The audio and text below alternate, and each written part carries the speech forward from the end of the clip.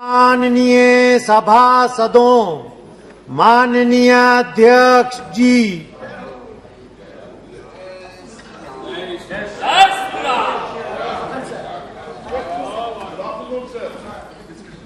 माननीय सदस्यगण, नियम 377 के अधीन मामलों को सभा पटल पर रखने की अनुमति दी जाती है।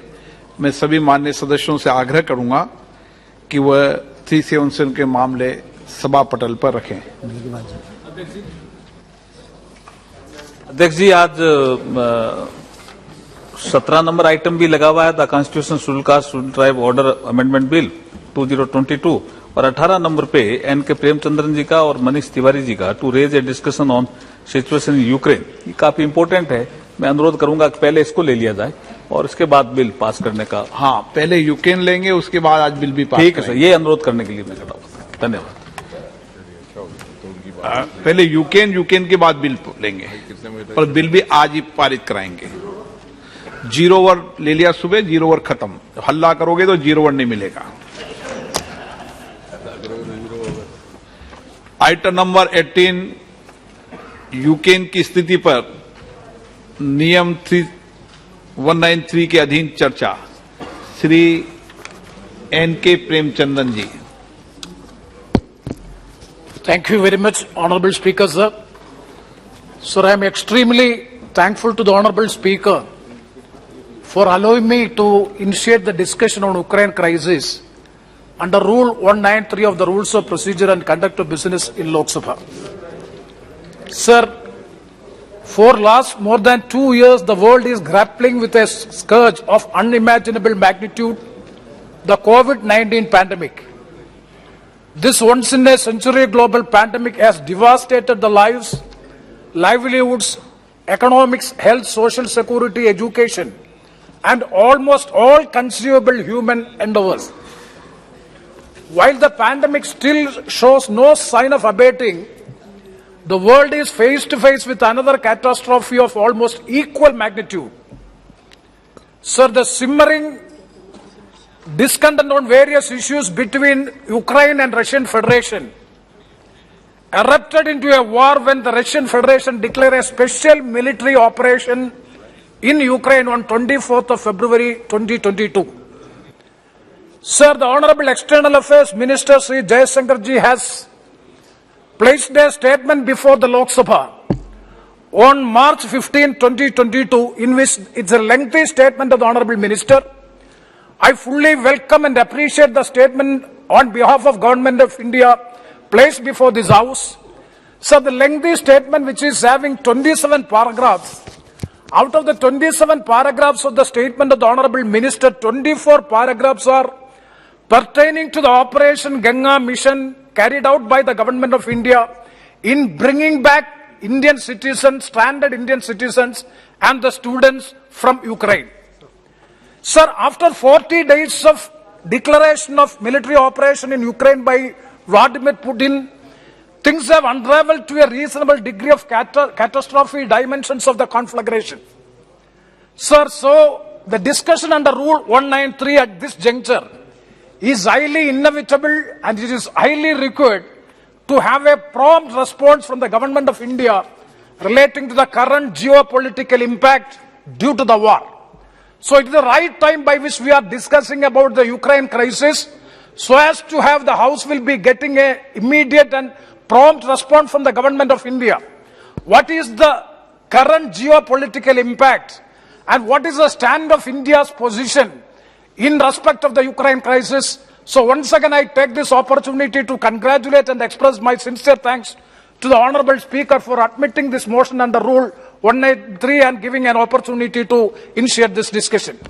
Sir, before entering into the basic issue of Ukraine crisis, I would like to say a few words about the Operation Ganga mission carried out by the Government of India under the leadership of Ministry of External Affairs.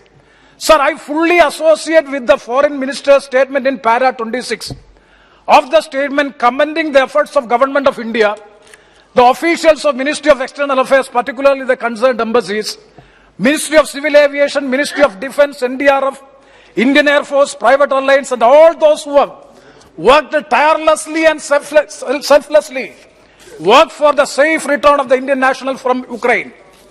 Sir, I do admit the fact that the government did a good job in bringing more than 20,000 people back to India. I would like to place it on record, the good thing the government has done. Sir, but at the same time, I am making an appreciation on record. I would like to make some critical observations regarding the Operation Ganga mission carried out by the government of India. So the first critical observation is, number one, the evacuation program could have been better if early cautious steps were taken to commence the operation as other countries have done. Sir, for example, the first advisory of the Ministry of External Affairs issued on 15th February. Sir, the advisory lacks clarity and direction. That is, the first advisory of Ministry of External Affairs and the embassies in Ukraine regarding the crisis, it was lacking clarity and it was lacking direction. Sir, what was the first advisory says? I quote, Sir, in view of the uncertainties of the current situation in Ukraine, Indian nationals in Ukraine, particularly students who stay is not essential, may consider leave temporarily. Sir, unquote. That means in view of the uncertainties of the current situation in Ukraine, Indian nationals in Ukraine, particularly the students whose stay is not essential, may consider leave temporarily. This was the first advisory issued by the Ministry of External Affairs on 15th February.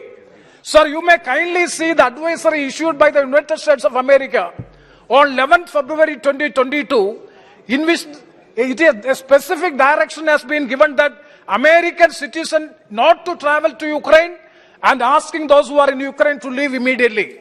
Sir, the US advisory was very explicit and clear direction has been given. I would like to quote the US advisory also. Sir, I quote, we want to be crystal clear on this point. Any American in Ukraine should leave as soon as possible and in any event in the next 24 to 48 hours. Unquote. This was the advisory issued by the US Embassy and the US ME officials. Sir, similarly on 12th and 13th February, New Zealand and Australia issued advisories asking their citizens to leave immediately, as did many other countries such as Britain, Japan, Norway, etc. Sir, non-essential citizens may consider leave temporarily is the direction given by the government of India, given by the Ministry of External Affairs. According to me, this is a strategic flaw on our part in the evacuation process by name which we call Operation Ganga. Sir, the hardships which you have mentioned in the statement, detailed explanation is there. The hardship the government of India has faced in evacuating and bringing back the people of India, stranded people of India from Ukraine is absolutely correct, and I do accept the fact it could have been avoided. That miseries could have been avoided or averted if we had acted as other countries have done. This is the first strategic flaw which I would like to point out. Sir, the second one is another strategic flaw in the Operation Ganga mission is that priority should have been given to evacuate the students from bunkers in Sumy, Kharkiv and Kyiv instead of those in western Ukraine where there was no conflict or fighting. Sir, you may kindly see over 600 students are trapped in Sumy over 12 days in the midst of bombing without food or water. The feedback from the students and majority of the evacuees is that the government came into the scene only after they have crossed the borders. Sir, within Ukraine, they were mostly at the mercy of the persons called the contractors in their language. So, sir, when we take pride and credit in the evacuation of more than 20,000 people back to India, we have to introspect ourselves that whether we have acted promptly in time, that has to be introspected by ourselves, for which a critical analysis is required. That is the second drawback or second strategic flaw on the part of our side in evacuation process. Sir, with these students back to India, now the government's priority should be how to recoup the loss to thousands of these students.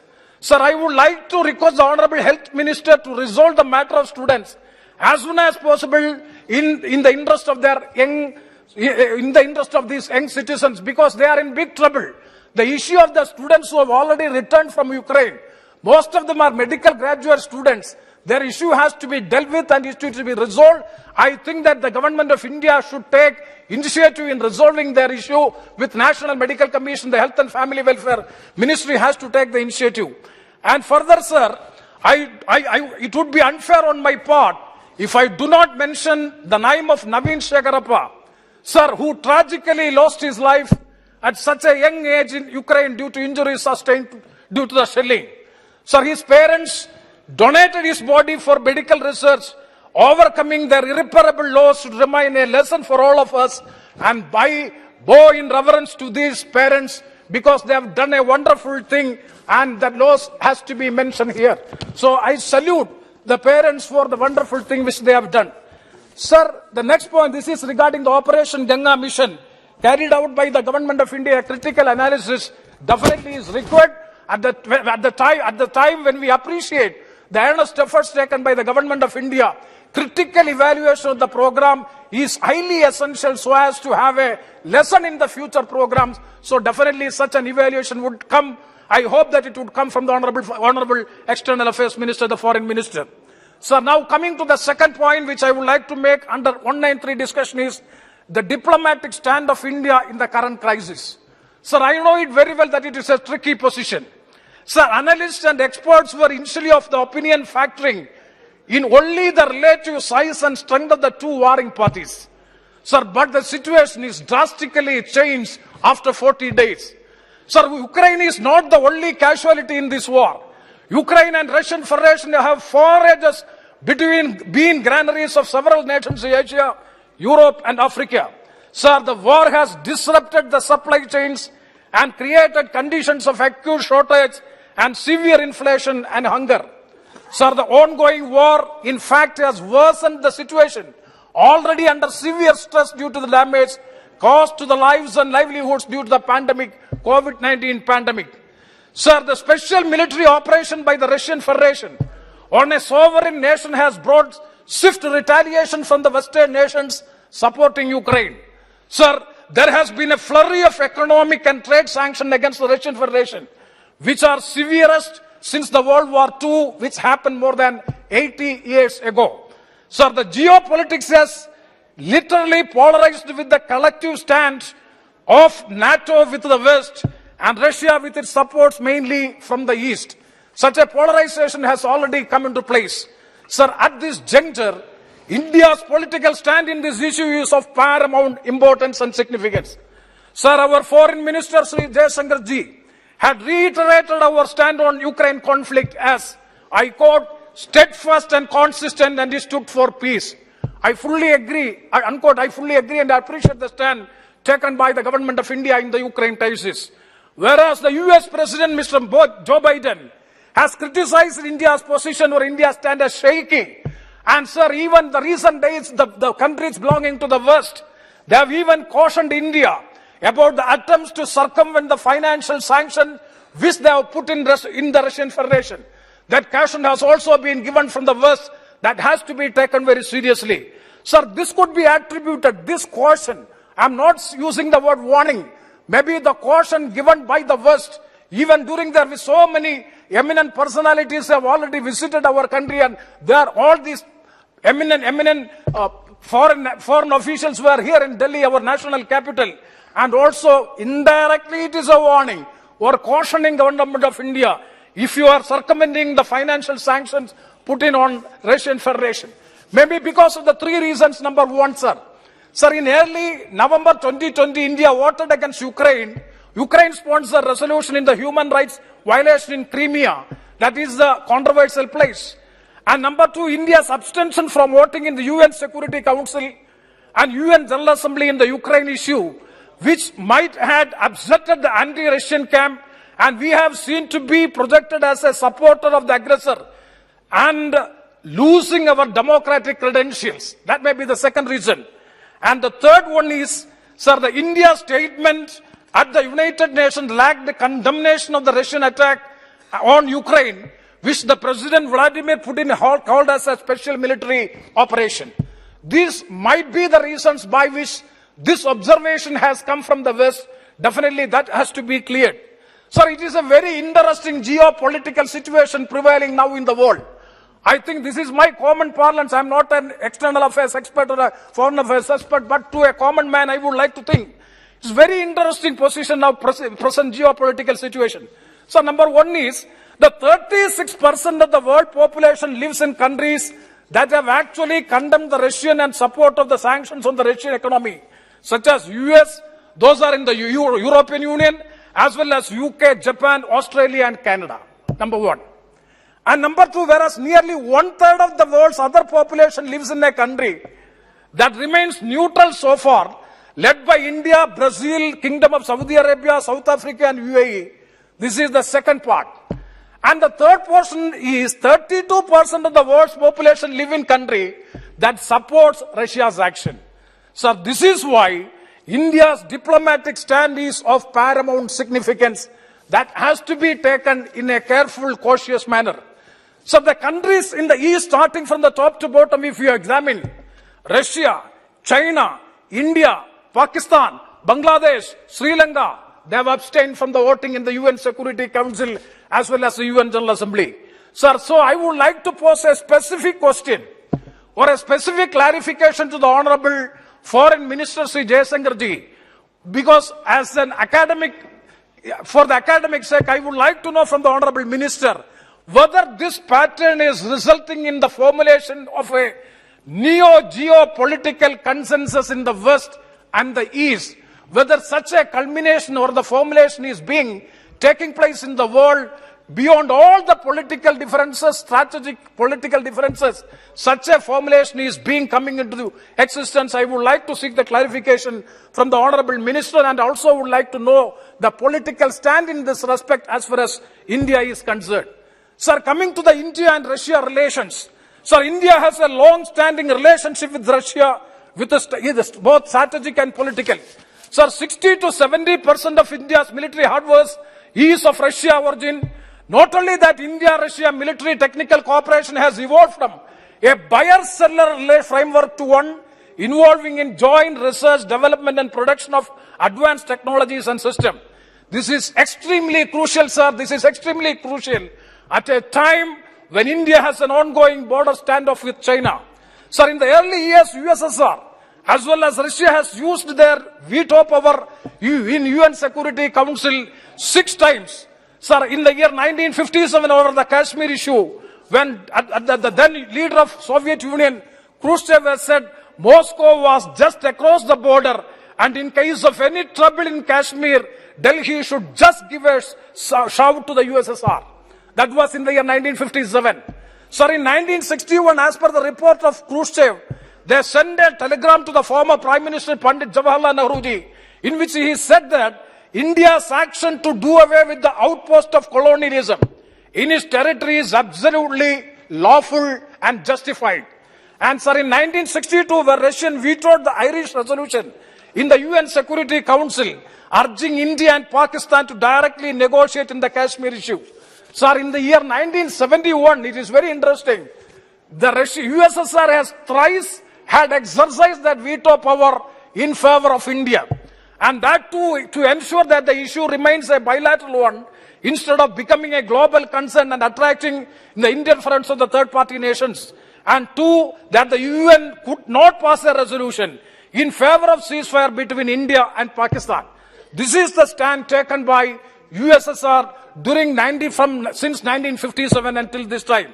So, sir, my point is, thus Russia has proven itself to be a trustworthy strategic partner of India and time-tested ally. This is my observation in respect of our relation with Russia.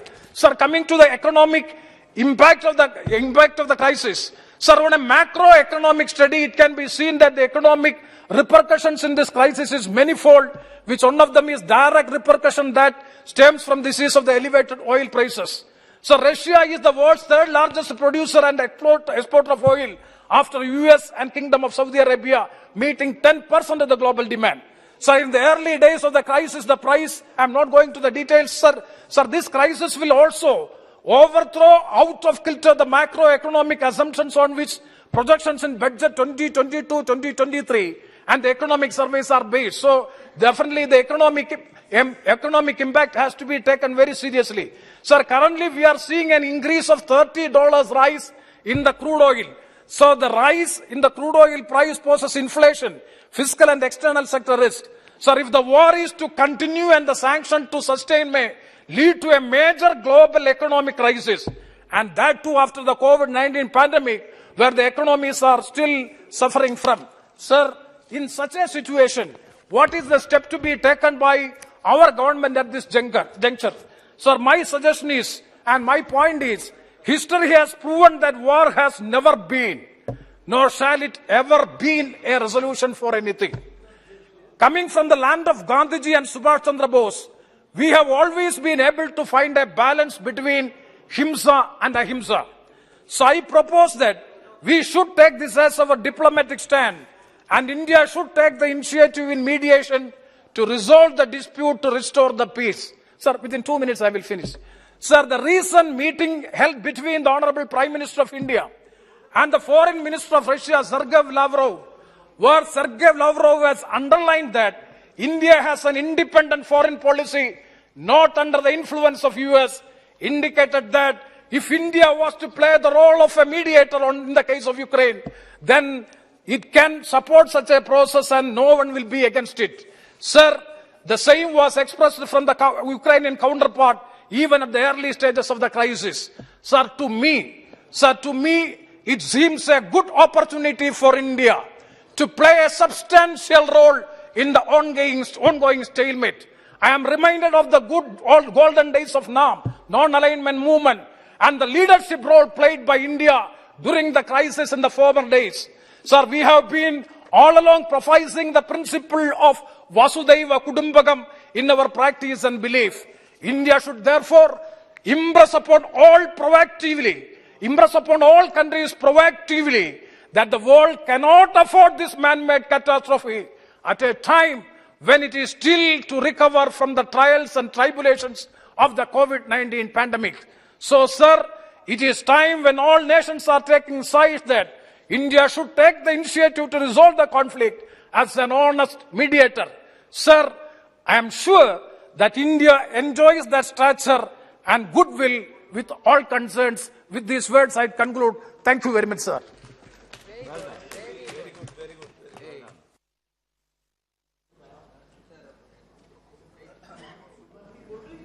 Thank you very much, Mr. Speaker, sir, for allowing me to speak on this Rule 193 discussion with regard to the situation in Ukraine.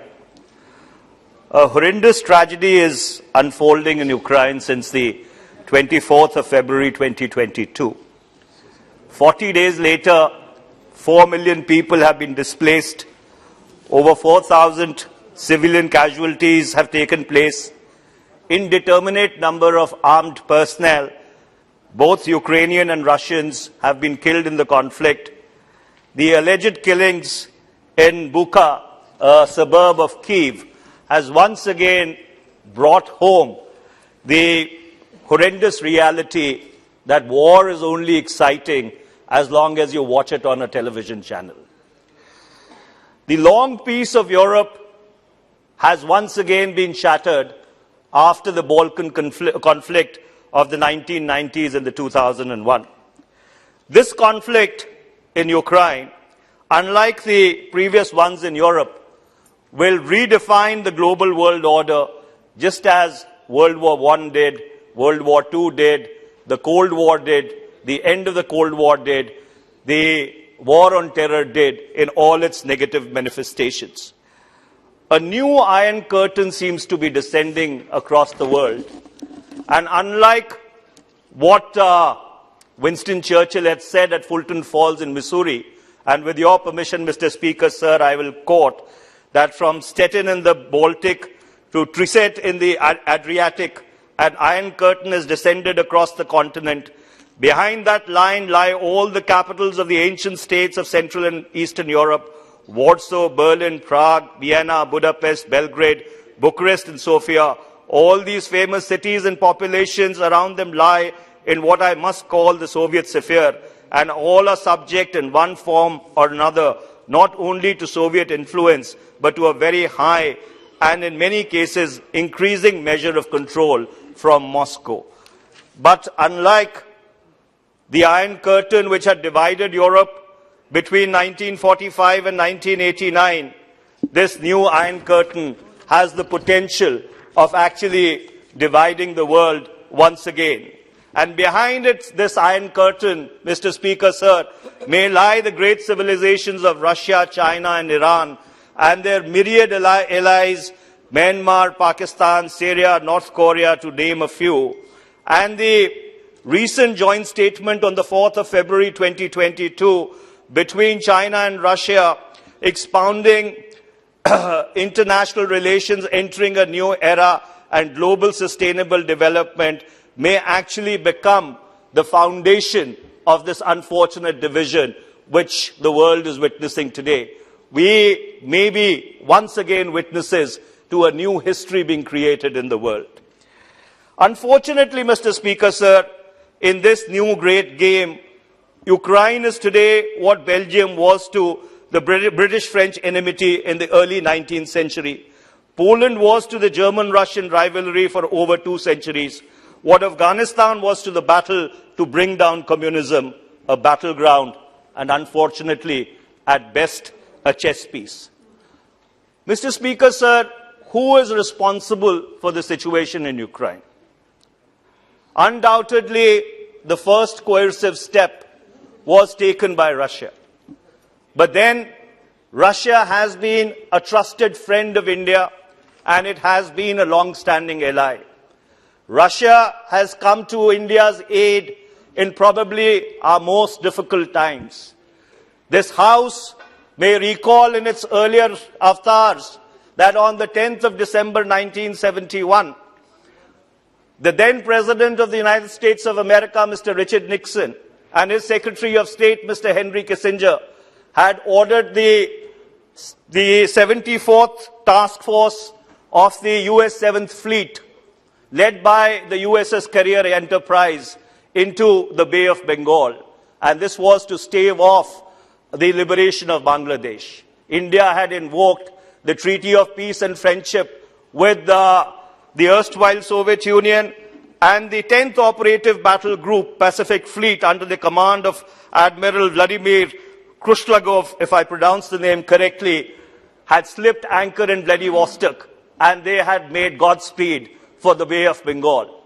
And they were successful in checkmating the joint American and British task force which had come into the Bay of Bengal, and that scripted India's finest hour, and also late Prime Minister Indira Gandhi's finest hour, when we liberated Bangladesh and made it an independent country. That's a history for which, or that's an act for which we owe a debt of gratitude, a debt of honor to the erstwhile Soviet Union and its successor state, Russia. But then, Mr. Speaker, sir, friends also have to be told, if they are wrong, that they possibly need to get their act together. And 40 days into this war, and Mr. External Affairs Minister was smiling, what I meant to say was that Russia may have been told privately, or would have to be told privately, because after 40 days of this conflict, Russian war aims appear to be ill-defined or at best muddled. Does Russia want to split Ukraine at the Dnieper River? Does it want a regime change? What does it mean by denazification of Ukraine? Does it want to create a land corridor between the Donbas region and Crimea? Or is it testing the Anglo-American part? For Ukraine joining NATO is at best a cat's paw. It's been on and off the table since the Bucharest summit in 2008. And America, exhausted after 2 decades of trying to reorder the frozen geography and power balance of the Middle East post the dismemberment of the Ottoman Empire, should have anticipated this after their ignominious withdrawal from Afghanistan. But does Russia alone bear responsibility for this conflict? Mr. Chairperson, sir, in my humble estimation, the Anglo-American alliance bears equal responsibility.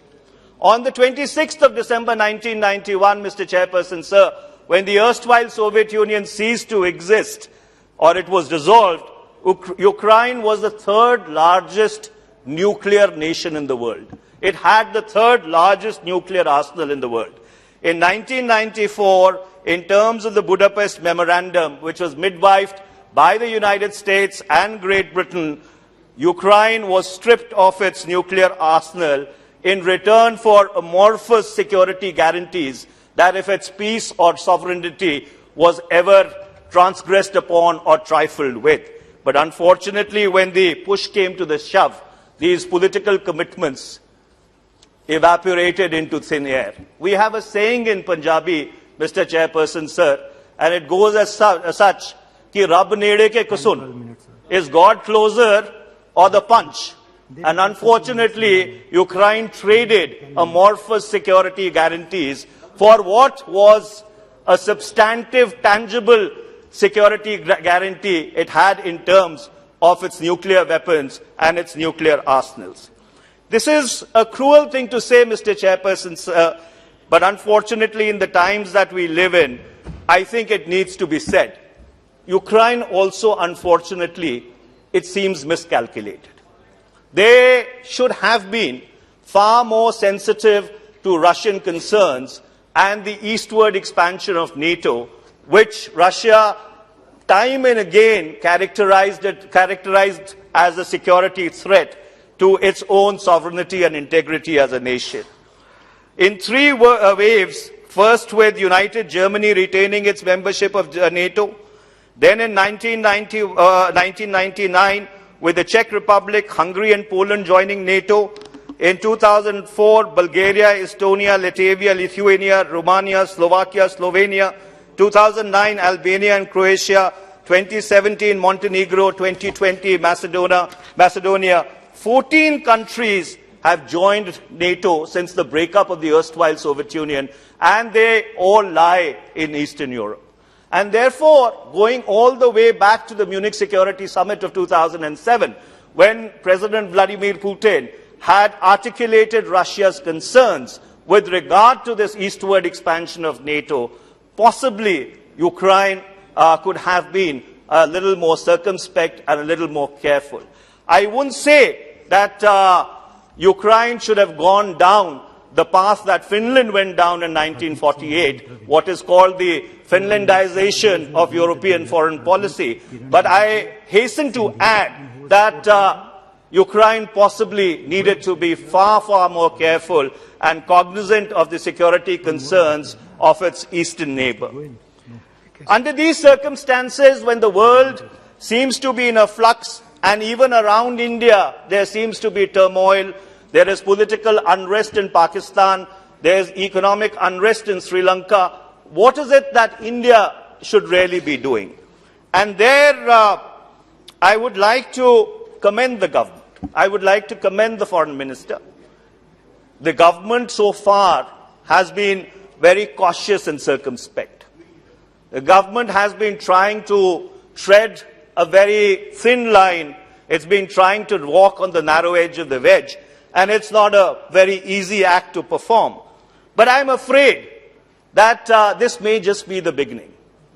The push may not have come as yet, because if you go by some of the statements which the United States Deputy National Security Advisor, who has an Indian-sounding name, Mr. Dalip Singh, articulated while he was in Delhi, or the exchange which the foreign minister had with his British counterpart, I think the pressure is just, is just getting built up.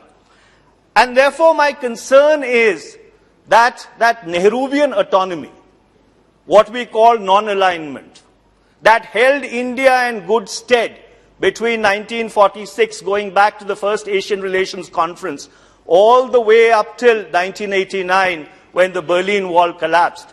That luxury may not be available to India. We may not really have the option of being able to sit atop this new Iron Curtain. And the reason why I say this is not because I'm making a value judgment on the current government. Unfortunately, the geopolitical situation as it has evolved, post the collapse of the Soviet Union and Eastern Europe, has also made India take positions going back 3 decades. The economic alignment in 1991 with the Washington Consensus, the 2003 next steps in strategic partnership, the 2008 Indo-US civil nuclear engagement, and then 2014 onwards, the various defense agreements with the United States, namely the Logistics Exchange Agreement, LEMA in 2016, the Communications and Interoperability Security Arrangement in 2018, the Basic Exchange and Cooperation Agreement in 2020, the re-energized Quad that we have become a part of now, I think to a very large extent has taken us far closer to the West than we would have been comfortable with in this current situation that not only we but the world finds itself. So therefore, under those circumstances, I would like to, I'll just take 2 more minutes, Mr. Chairperson, sir. I would like to recommend to the government that the strategic autonomy, the Nehruvian principles of non-alignment that held India in good stead between 1946 and 1989 or 1991 are principles that are worth going back to. I know our friends on that side of the House, they leave no stone unturned, and with every breath they try and criticize the first Prime Minister of India, Mr. Jawaharlal Nehru. But the fact remains that those principles which were enunciated then possibly have stood the test of time, and Ukraine and the crisis in Ukraine and the position which the government of India has taken possibly bears the most eloquent testimony to those principles which were articulated at the founding of our republic. I would just end by saying a few words about the evacuation. I would once again like to commend the government for extricating Indian students from an extremely difficult, precarious situation. The External Affairs Minister had at length explained in the other house, and I was watching it on television, as to how the operation was complex and fraught with difficulties. But may I hasten to add that India has had a long history of evacuations. We've done 23 major evacuation operations going all the way back to 1962, 63. And may I mention some of them? 63, 64, Burma, Southeast Asia, where we took out between 300,000 to 500,000 people. August to October 1990, Kuwait, where we took out 170,000 to 200,000 Indians. 2006, July, Lebanon, where we evacuated about 12,000 people under Operation Sakoon. Libya, February, March 2011, and I can go on and on, chapter and verse.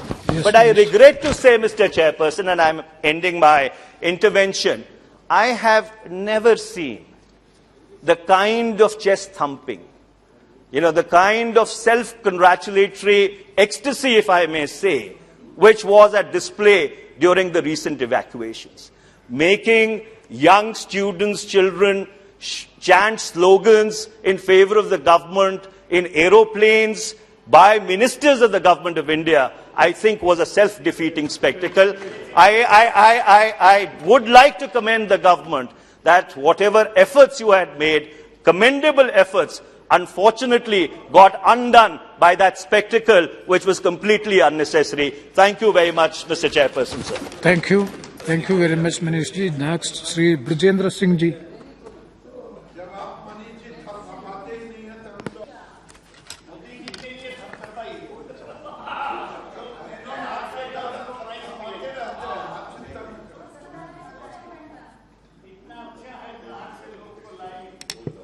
Thank you, Chairperson, sir, for allowing me to speak under Rule 193 on the discussion on the situation in Ukraine. I am also thankful to my party for affording me this opportunity to speak in the House on 2 consecutive days. It's a first for me. Sir, before I begin, let me put in a caveat that I am neither an expert on international relations nor am I versed in the vocabulary of diplomacy. So what I say may be taken as musings of a concerned and partly informed citizen. So the current conflict in Ukraine is perhaps the most important geopolitical event since the pulling down of the Berlin Wall in November 1989, which marked the end of the Cold War. Why I say this is because this war in Ukraine has exposed the limitations of the world order as we've known for more than 7 decades. But does it indicate a move towards a new world order? Does it mark a dispersal of power among the big nation states? Does it mark the first signs of an emerging multipolar world? These and so many other questions are thrown up by this conflict. Because this conflict, as was rightly said, is a European conflict, but its ramifications can already be seen across the world. But when one thinks of the Russia-Ukraine conflict, and more specifically Ukraine, because that's where the theater of war is. So what we hear constantly is Ukraine. What are the thoughts that instantly capture our mind? Or at least they have my mind. One, the students and the young people who were stuck there, mostly or almost all of them students of medicine who were there. And the numbers were more than 20,000. Second, it's the first full-scale war since the US invasion of Iraq, and it is being telecast live 24/7. Unfortunately, the Russian television has been blanked out in India, so we don't get to see it from their side. So what we get is the Western perspective, which is kind of fed to us on 24/7 basis. Third, India's independent foreign policy. There are questions being raised whether it is possible or justifiable to stay neutral, or as the word was used, consistent in such times. But that is what it has been. It's been an independent foreign policy. Fourthly, does this war also indicate that real politics does dictate and shape geopolitics, that each to his own? And lastly, the impact on economy. Everyone is concerned as to what will happen to the world economy, and not just economy of a region or a few countries, but the ramifications it will have across the world. Now, I'll try and build on these few points or these thoughts that I have summarized above. And let me begin with the issue of students and their evacuation. It's a very common phrase, all is well that ends well. Sir, you yourself raised concerns about why we were slow in the beginning, why were we not more proactive.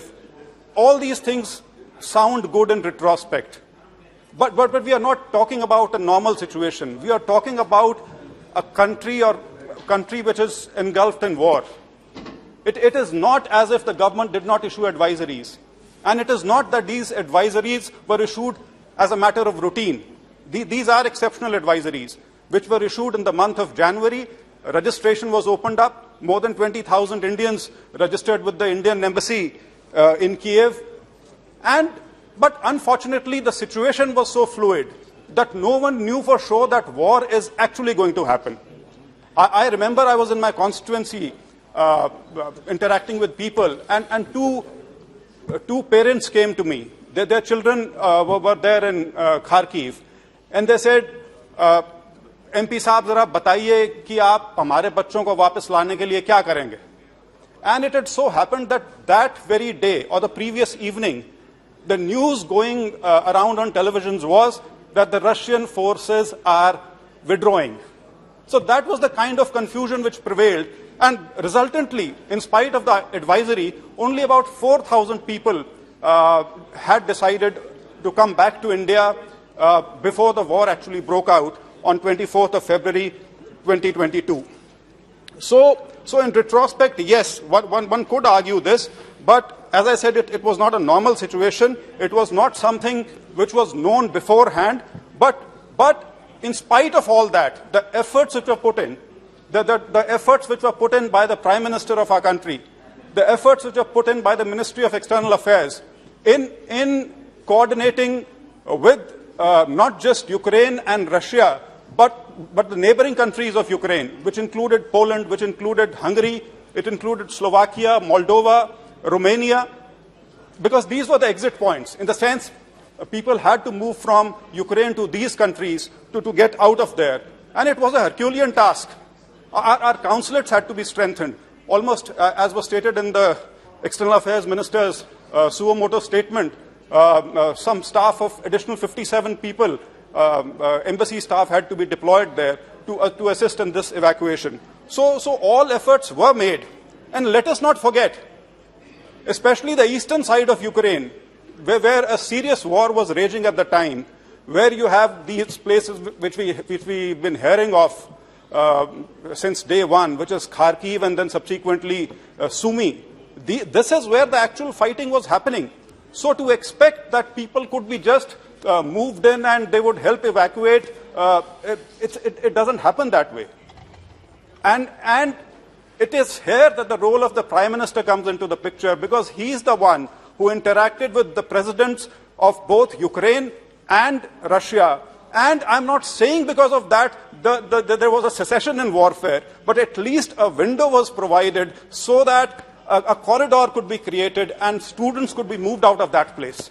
3 lakh people, 3 million people were at the borders at that time. 3 million people, 30 lakh approximately, who were kind of all homeless and on their way to move out of Ukraine into the neighboring countries. So to expect a very easy way out is to expect the moon. But in spite of all that, 22,500 people have been evacuated, most of them students, without a single casualty. Nothing could be greater in terms of success than that. But I have to say there are children, so it was our bounden duty to get them home. And we have got them home. So let us not kind of put question marks on that. But yes, I do have a request. And sir, as you yourself mentioned, that these students, their futures hang in balance now. The chances of their going back to Ukraine and completing their education perhaps will not happen. So some via media will have to be worked out by government of India, either in consultation with Ukraine or with other countries, or within our own medical system, as to ensure that these students do complete their education in some form or the other, so that that purpose is at least taken care of. Sir, I have to take this opportunity to thank once again, all those who were mentioned in the External Affairs Minister's suo motu statement. And this House owes a debt of gratitude towards all those who were involved in Operation Ganga. And these include our Prime Minister, our External Affairs Minister, and the Ministry of External Affairs, the Ministry of Defense, Ministry of Civil Aviation, NDRF, Air Force, private airlines. In fact, private airlines, out of the 90 flights which came out of the war zone or the neighboring countries, out of 90, 76 were private airlines and 14 were Indian Air Force. The embassy personnel who worked under the most adverse circumstances. Then our union ministers who acted as special envoys at the behest of our Prime Minister, Shri Jyotiraditya Scindia ji, Shri Hardeep Puri ji, Shri Kiran Rijiju ji, and General V.K. Singh, who were deployed at Romania, Hungary, Slovakia, and Poland. And they facilitated and oversaw the evacuation process in these places. And I, for one, did not expect from my esteemed colleague to pick on certain snippets from social media which had gone viral and make it some kind of an issue on the floor of the House. But that's their nature, one can't help with that. So, and also, we owe a debt of gratitude to the countries who have cooperated with us in this regard, which includes both Russia and Ukraine. I mean, whatever people might say about our stand on the war which is going on, Ukraine has been very forthcoming in providing all the assistance in helping us evacuate our people from Ukraine. And also, Poland, Moldova, Hungary, Romania. So all these countries we are thankful to. So secondly, the point which I raised, that it is perhaps the first full-scale war since the invasion of Iraq. And again, like the Iraq war, this is not a war between equals. But my esteemed colleague Manish Tiwari ji did bring out what could have led to this, and one can have a view on that. I would just mention two things here. In fact, two scholars. One is actually a journalist called Tim Marshall. Tim Marshall wrote a book some time back called The Prisoners of Geography.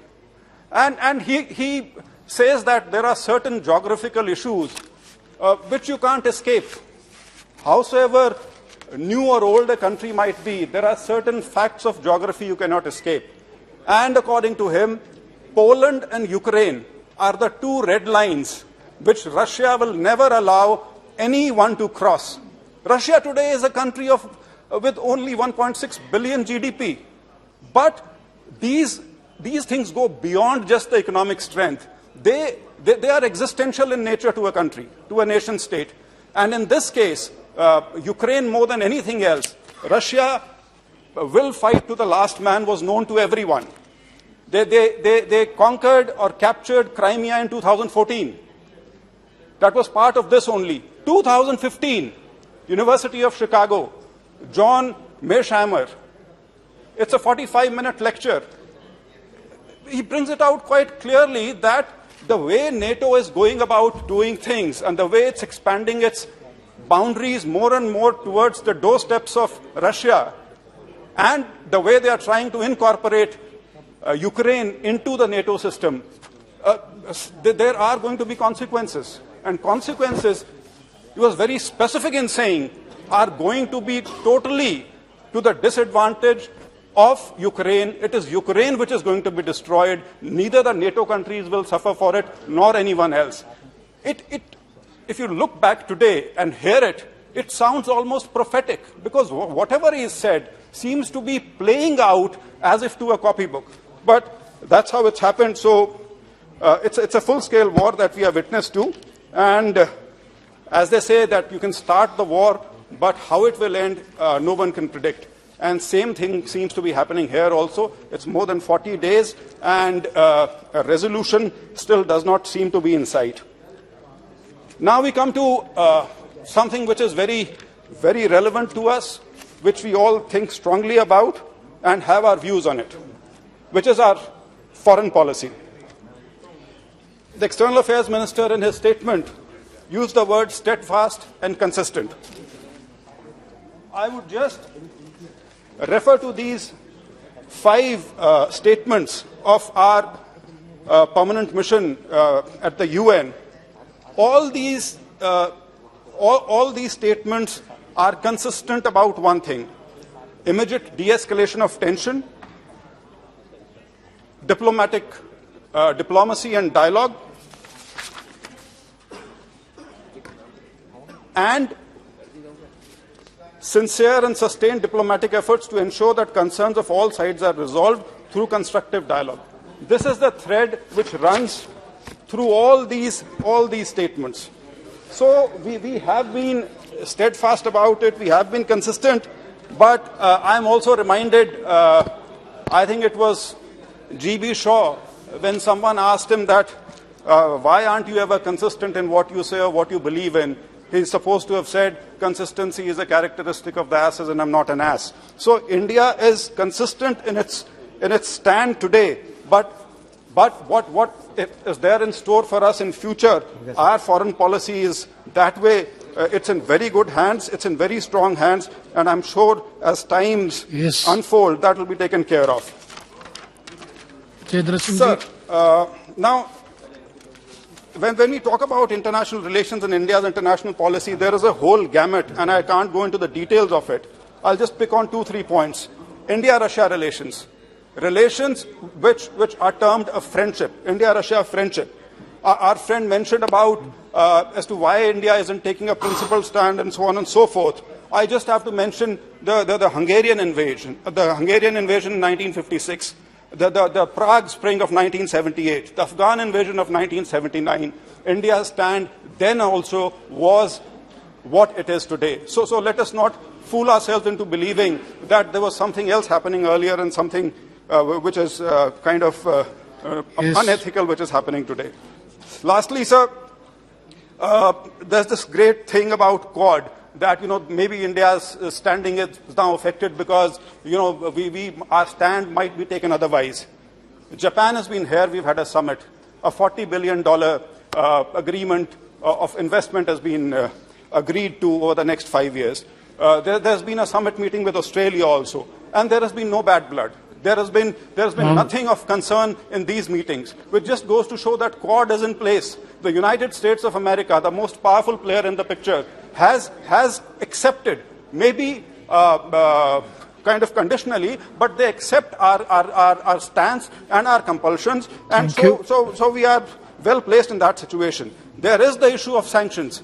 The Katsa is being hung over us as some kind of a sword, but still we've gone ahead and made the purchase of S-400 systems. So it is not as if it is just us who are getting affected. Everyone is getting affected. Everyone is recalibrating its standing and recalibrating its friendships across the world and relations across the world. Lastly, sir, last point, sir. Impact on the economy is going to be on us. It is going to be worldwide. We've experienced this in 1973, the first oil shock, 1979, the second oil shock. So definitely there are going to be consequences. Sir, External Affairs Minister in one of his interviews had said, India tilts on its own side. May I conclude by saying we are too big to be tilting on anyone else's shoulder. Our weight is too much to bear. We have to carry our own weight, and we shall do so with aplomb and ease of an ancient civilization and a formidable nation. Thank you. Thank you very much. Next speaker, Dr. T. Sumadiji. Thank you very much, Mr. Chairperson, sir, for allowing me to partake in this discussion on Ukraine. Sir, the war will end, the leaders will shake hands, the old woman will keep waiting for her martyred son, that girl will wait for her beloved husband, and those children will wait for their hero father. I don't know who sold their homeland, but I saw who paid the price. Absolutely. So these powerful lines of the famous Palestinian poet Mahmoud Darwish keep on haunting us as we watch those disturbing images from Ukraine, civilians being bombarded, innocent civilians carpet bombed and got killed in the warfare between two countries, and museums and theatres getting shelled, and our own Indian citizens, particularly students, fleeing to borders on foot, by foot. And more recently, the ghastly scenes of 410 dead bodies of the civilians unearthed, and those who were ruthlessly killed by the troops, which was a family of a woman mayor of Timotijin, who were buried in the pine yard. We are all heartbroken, sir. And war is one word which needed to be abolished from the dictionary itself. And it is high time, as one of the largest democracy of the world, India with its positive image should take the moral responsibility to be the honest mediator between Ukraine, the world's largest food producer, and Russia, the greatest exporter of gas to Europe. Sir, the West may criticize us, sitting on the fence and as a mute spectator, shaky, but we do understand that India has to adopt a diplomatic tightrope walk with its time-tested relationship with Russia. For all along, we have nurtured a pro-Russian sentiment, and we do understand that. And that on one side, and our membership in the US-led Quad alliance on the other side. And also its fear about the China, Russia, Pakistan axis, a discomfort closer home, but still the whole world looks up to us that we have to adorn the role of a real negotiator, in the honest negotiator in the real sense of the term. Sir, before proceeding further, I would like to pay homage to a dear Indian student who has lost his life in the war, and I share the grief with the family members. And also, as a concerned citizen and member of the parliament, I would like to congratulate the efforts taken by our Union Minister for the External Affairs, Minister, in not alone for his humanitarian assistance, but also in the speedy steps he has taken in the transportation of our Indian citizens, especially our students, back home safely. Sir, our minister in a statement in Rajya Sabha had issued a statement, and he has told in that 90 tons of humanitarian assistance has been given, and he is planning to give more, especially medicines. I thank him also for having honoured the request of our dear Chief Minister, who had taken proactive steps in this. Sir, the UN Secretary General Antonio Guterres has said our world is facing a moment of peril, and as a responsible Chief Minister, our Chief Minister of Tamil Nadu, Thalapathy M.K. Stalin, has viewed the situation. More than 5,000 Tamilian students got stranded in Ukraine. So viewing the situation within his limited capacities. Sir, foreign policy is the union domain. So within his limited capacities, he wrote a letter to you requesting the immediate evacuation. Not only that, he had also constituted a committee comprising MPs, MLAs, IAS officers, and appointed a nodal officer also to coordinate between their relatives and help those students with the financial aid also in the border countries, along with the tying up of the diaspora. And apart from this, the state government had also opened a 24/7 help desks in the Podihai Illam in New Delhi. So it is the responsibility of the Indian government as well also to take proactive steps. While we appreciate the Operation Ganga, as Mr. Manish Tiwari had pointed out, much of self-boosting propaganda had been done online with that, but we appreciate the efforts, but there are a few lacunas in it. Sir, I would like to point out to the Union Minister through you that the operation done was not an evacuation, it is a transportation. Sir, lastly, our students were told they had to reach somehow to the border, either by walking on foot or by commuting through local trains or buses. No assistance was given to them except advices, and that is the lacuna I would like to point out to the Honourable Minister, sir. Also, our Prime Minister, while taking stock of the situation, emphasized Make in India in medical education, and to quote him, he said, I quote, "Can't our state governments make good policies for land allotment in this regard?" Unquote. Sir, it's not the question of just allotting lands. It is the question of allowing opportunities for the students from marginal and weakening sections to enter into medical colleges, and that is why Tamil Nadu strictly resists the NEET in back home. Sir, in the last 5 years, an average of 16 lakh students appear for the NEET exam, but only 120 make it to the 562 medical colleges in India.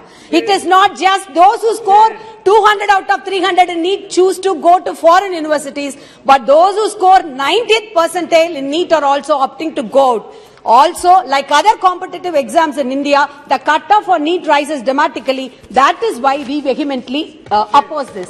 Sir, the Indian medical students who have been now transported to India are facing an abyss now. There's no future for them. It looks very volatile because the NMC regulation says medical graduates from a foreign university will have to complete their education from a single institution. Now that's a problem that they have to face. Government need to take redressal measures for that. And also, the union government should take remedial steps regarding the foreign medical graduate examination, FMGE. It can be advanced and final year students can be appointed on duty. Sir, while this is a local scenario, sir, 2 more minutes. Local scenario, I'm the only speaker, please sir. This is the local scenario. The issue is much more larger. Sir, the Asian Aid says the Russian forces finding increasing Ukrainian resistance are following their Syrian playbook of attacking hospitals, schools and civilians, including women and children in a war of attrition. Sir, while we understand that our External Affairs Minister has repeatedly reiterated that India respects the international order and the sovereign territory as well as the integrity of the borders, we have to also take up the moral responsibility of who is the oppressor and who is on the other side of the war. So though it's a tight corner because of a dependence on Russia's oil and gas, also the long-tested relationship as had been pointed out by honorable members here, we can't just be sitting on this fence as a mute spectator, just having the moment of Hamlet, Shakespeare's Hamlet, to be or not to be. That's the situation. Sir, our BJP as well as our government always profess about Vasudhaiva Kudumbakam. If the whole world is a family, when Ukraine is part of one of the world's family, is it not a moral responsibility to go and give a helping hand to Ukraine? Yes. Also, our Prime Minister has many times reiterated that India is Vishwa Guru, the world's teacher. And I would like to quote Professor Pullapari Balakrishnan's statement here. He says, a teacher is granted respect for speaking truth to power. India marks her chosen self-image by refusing to speak the truth. So, sir, they say everything is fair in the game of war and love, but you cannot justify war in any sense of fairness in it. Sir, I would like to share few points to highlight why it is an unfair war, sir. The first point is,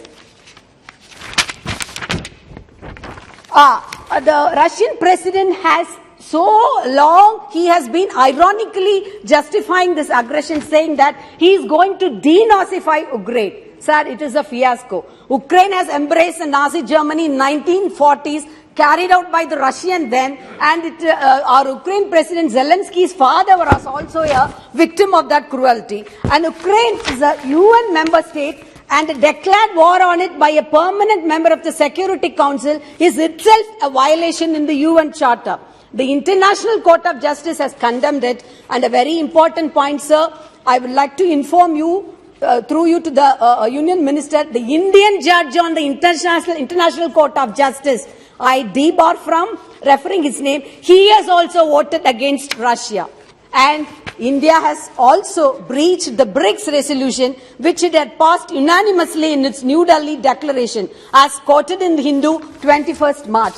Sir, Ukraine, as pointed out by the honourable member Mr. Tiwari, gave up the nuclear arsenal after signing the Budapest Memorandum on the basis of the security given by the veto-holding permanent members. Now it is also a breach on that. Sir, as pointed out by Professor Vinay Kaura, I quote, those in India echoing Russian resentment against the eastward expansion of NATO are reminded by a Western analyst that a NATO-Russian Council has been formed specially to alleviate Russian concerns, and that Russia was recognized as one of the world's leading industrial powers through a formal admission into its elite G7, not on the basis of industrial might, but to soften its bruised super ego, unquote. Yes, Sumati, no, last 1 minute, last point, sir.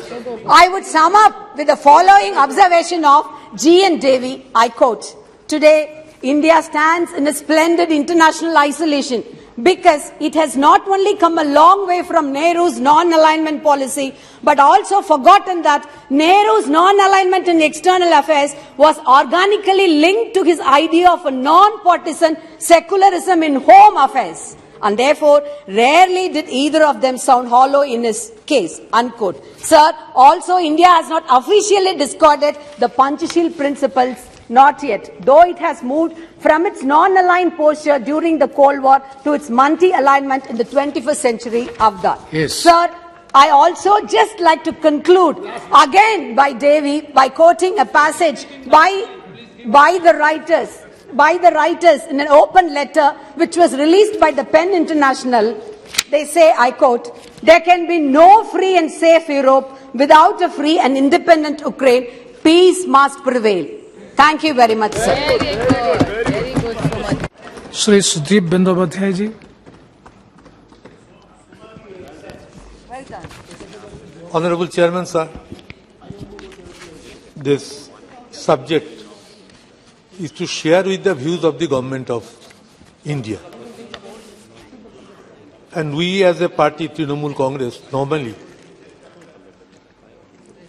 in a mood or intent to extend support to the Ministry of External Affairs and the government's decision when it is related with matter of external affairs. We gauge the situation, we study about the situation, But we are concerned now at this stage also about those students who have come back from Ukraine, especially medical students, and what would be their future. Jaishankarji, last week I met Prime Minister and we had a long talk for more than 20 minutes. I was carrying a letter of Mamata Banerjee, my Chief Minister.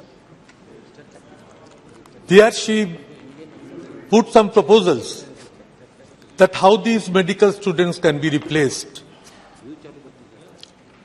She wanted to absorb them in her own state with some ideas.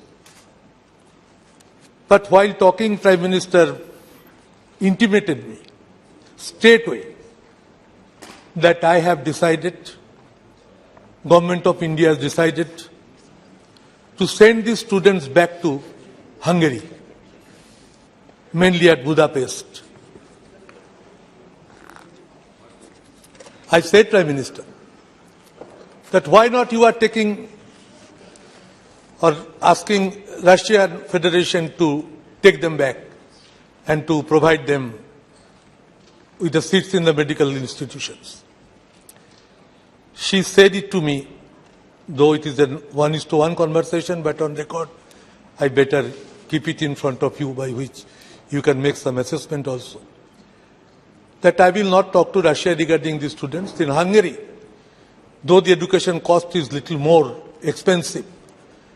But still, my government is taking some decision, and I hope that this problem will be sorted out easily. So I want to know that where the situation actually stands now and what would be the fate of these students. Sir, this Russia-Ukraine war is a continuation since 2014. And Minsk, the capital of Belarus, I had the scope to visit a delegation with Rajiv Rudi and Savant, with Sumitra Mahajan.